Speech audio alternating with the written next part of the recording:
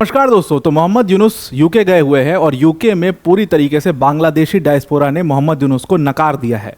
और ये हालत मोहम्मद यूनुस की सिर्फ यूके में नहीं बल्कि दुनिया की किसी भी कंट्री में वो चले जाएं उनको कुछ ऐसा ही रिस्पांस मिलेगा। तो जैसे ही मोहम्मद यूनुस यूके पहुंचे, यूनुस गो बैक के नारे लगने लगे। उसके साथ साथ यूनुस को डिफरेंट प्ले गार्ड से लोगों ने काफ़ी क्रिटिसाइज़ किया, यूनुस की गवर्नमेंट को काफ़ी क्रिटिसाइज़ किया। और शायद ये उनके लिए एक बहुत बड़ा रियलिटी चेक है जब वो यूके में गए हुए हैं, बिकॉज मोहम्मद यूनुस पूरी तरीके से इस चीज़ पर आमादा थे कि वो पावर को छोड़ने के लिए बिल्कुल भी तैयार नहीं थे।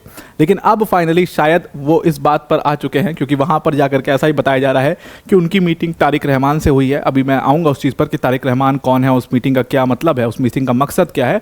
लेकिन ऐसा कहा जा रहा है कि ऐसा मान लीजिए आप कि अब मोहम्मद यूनुस जो है वो शायद अब पावर को ट्रांसफ़र कर दे। तो एग्जैक्टली यूके में हुआ क्या है कि मोहम्मद यूनुस जहाँ पर पहुँचे लंदन में और उनकी मुलाकात होने वाली थी, वहाँ पर जा करके लंदन में जहाँ पर वो जिस होटल में रुके हुए थे उसके बाहर कुछ ही घंटों में कई सौ लोग जुट गए और सारे लोग जो है वो यूनुस गो बैक के वहाँ पर उस नारे लगाने लगे।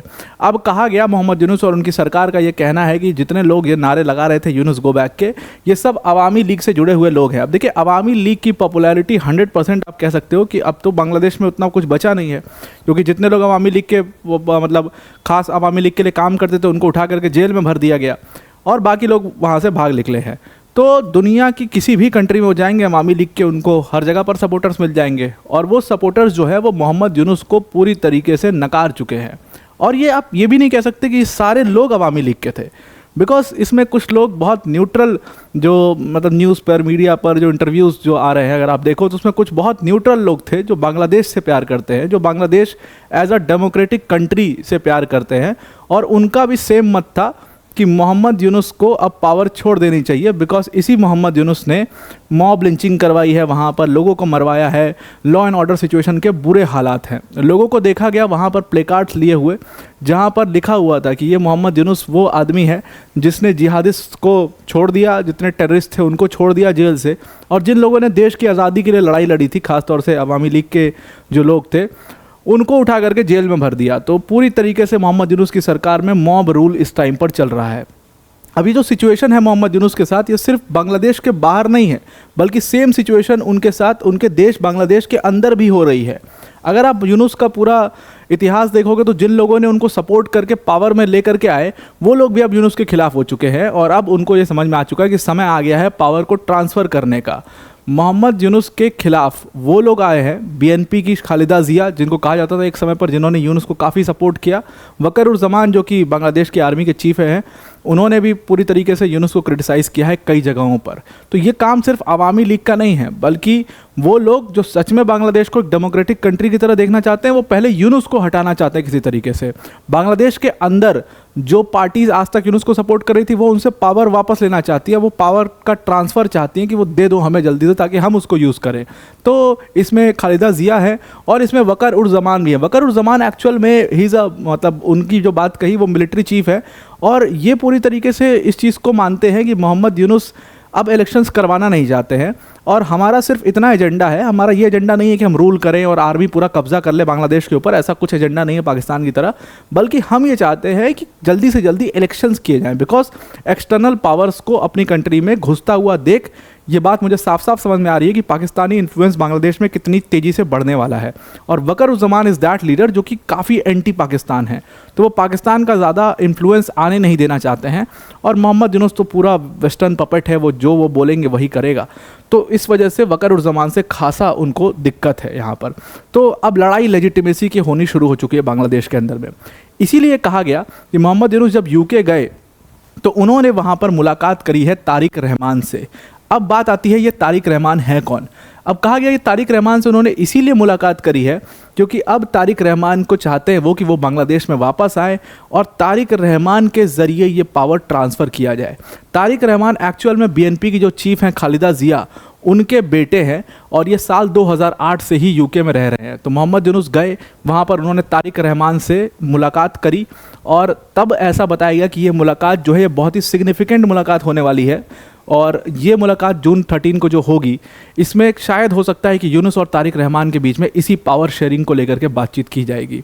बिकॉज यूनुस भी ये नहीं चाहते कि बांग्लादेश में किसी ऐसे पर्सन को पावर दिया जाए जो ये पावर उनके खिलाफ इस्तेमाल कर सकता है।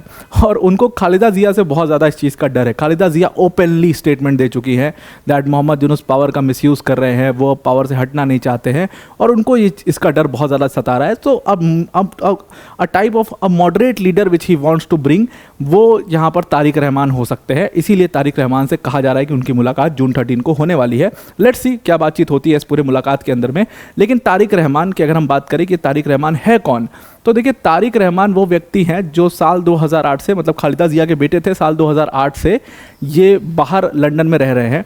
एक्चुअल में मेडिकल ट्रीटमेंट कराने अपना यूके गए थे और उसके बाद ये कभी अपने देश वापस ही नहीं आए, क्योंकि इनको डर था कि शेख हसीना सरकार इनको पकड़ करके जेल में भर देगी। बिकॉज ठीक एक साल पहले इनके भागने के 2008 के एक साल पहले 2007 में इनके खिलाफ एक बहुत बड़ी इंक्वायरी कमीशन बैठी थी, करप्शन से रिलेटेड केस था।